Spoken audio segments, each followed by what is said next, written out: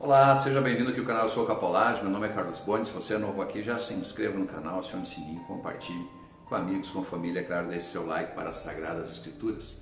Todos os dias às 6 horas da manhã nós postamos um vídeo novo aqui no canal e você está convidado a estar nos acompanhando. Ok? Vamos à nossa leitura de hoje no segundo livro de Macabeus, capítulo 3, versículos 1 ao versículo 40, todo o capítulo 3, onde fala sobre Deus protege visivelmente o tesouro do templo.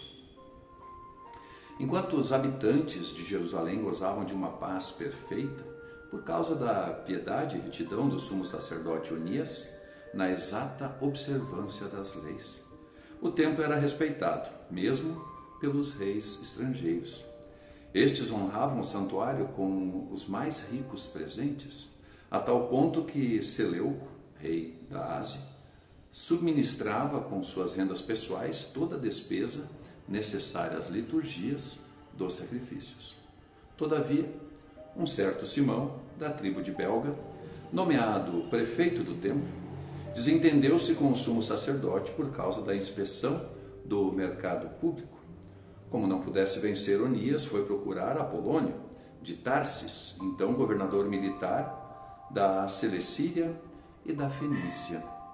Declarou-lhe que o tesouro do templo transbordava de imensas riquezas, a não poder enumerá-las, que nada tinham a ver com os sacrifícios, e que ele daria um jeito de fazê-las passar ao erário real. Tendo uma audiência com o rei, Apolônio comunicou-lhe o que soubera a respeito das riquezas que lhe haviam sido declaradas, e este, tomando uma decisão, enviou seu intendente Eliodoro com a ordem de confiscar as ditas riquezas. Imediatamente, Eliodoro pôs-se a caminho, simulando visitas às cidades da Cilicíria e da Fenícia. Na realidade, porém, era para executar a ordem do rei. Tendo chegado a Jerusalém e sendo recebido amigavelmente pelo sumo sacerdote da cidade, transmitiu-lhe as revelações recebidas e comunicou-lhe o sentido de sua visita. Contudo, indagou se tudo isso correspondia à realidade. O sumo sacerdote fez-lhe ver que se tratava do depósito das viúvas e dos órfãos, e que somente um dos depósitos pertencia a Hircano, filho de Tobias, homem de grande projeção, que era a falsa notícia dada pelo ímpio Simão, pois todas as riquezas se reduziam a uma soma de 400 talentos de prata e 200 talentos de ouro.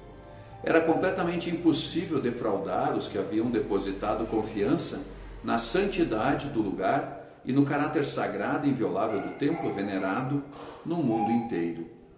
Firme nas ordens do rei, Eliodoro respondeu que essas riquezas deveriam ser recolhidas ao tesouro real, e num dia por ele fixado entrou com a intenção de organizar o inventário. A partir dessa hora, uma grande inquietude se espalhou pela cidade toda. Revestidos de suas vestes sacerdotais e prostrados diante do altar, os sacerdotes invocavam ao céu e imploravam ao autor da lei acerca dos depósitos, rogando-lhe que os conservasse intactos para seus depositantes. Já o aspecto do sumo sacerdote causava pena de ver, do mesmo modo o seu semblante, e a alteração de seus traços manifestava sua angústia interior. O susto que o havia tolhido agitava seu corpo com um tremor que mostrava o sofrimento íntimo de sua alma. Diante da profanação que ameaçava o templo, o povo se precipitava em multidão para fora das casas, a fim de se ajuntarem à prece comum. As mulheres, cingidas com sacos pela altura dos seios, enchiam as ruas. Quanto às jovens retidas nas casas, corriam umas para as portas, outras para as muralhas, outras ainda se debruçavam nas janelas. Todas erguiam as mãos para o céu com gritos de súplica. Causava dó observar toda a confusão desse povo abatido e a angústia em que jazia o sumo sacerdote. Enquanto suplicavam assim a proteção do Todo-Poderoso, para que conservasse invioláveis os depósitos que lhes haviam sido confiados, Eliodoro executava o seu intento. Já se achava ali, com seus homens armados, quando o Senhor dos Espíritos e soberano detentor de todo o poder suscitou uma tal aparição que todos os que tinham ousado vir ali, desfaleceram de espanto, atingidos de pavor ante a majestade de Deus. Viram eles, montado num cavalo ricamente ajaezado e guiado furiosamente, um cavaleiro de terrível aspecto que lançava em Eliodoro as patas dianteiras do cavalo. O que vinha nele montado parecia ter uma armadura de ouro. Ao mesmo tempo apareceram-lhe outros 2 jovens de extraordinário vigor, fulgurantes de luz e ricamente vestidos. Colocando-se dos 2 lados, puseram-se a açoitá-lo sem interrupção e descarregaram sobre ele uma saraivada de golpes. Atirado subitamente por terra, Eliodoro foi envolvido por espessas trevas. Seus companheiros ergueram-no e o depositaram numa liteira. E ele, que vinha para penetrar no mencionado tesouro com uma numerosa escolta e guardas pessoais, incapaz de se ajudar a si mesmo, foi levado por pessoas que reconheciam o manifesto poder de Deus. Enquanto Eliodoro se achava estendido e ferido pela força de Deus, sem fala e sem esperança alguma de salvação, os habitantes de Jerusalém bendiziam o Senhor, que havia glorificado o seu templo. O santuário, que pouco antes estava cheio de confusão e de tumulto, logo que o Senhor manifestou sua onipotência, encheu-se de regozijo e de alegria.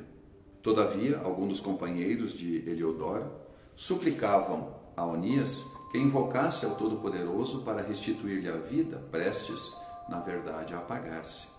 Receando que o rei suspeitasse de que os judeus houvessem organizado um atentado contra Eliodoro, o sumo sacerdote ofereceu um sacrifício pela salvação daquele homem.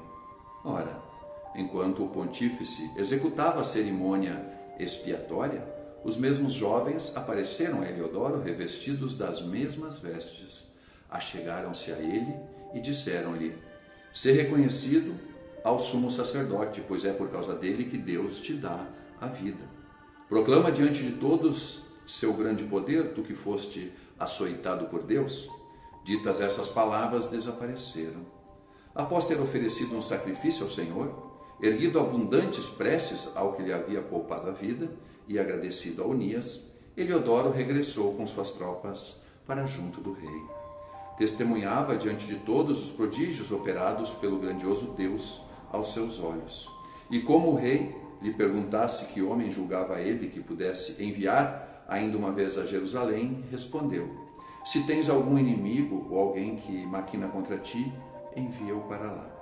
Tu o receberás de volta ferido, se ainda viver, porque há verdadeiramente naquele lugar uma força divina.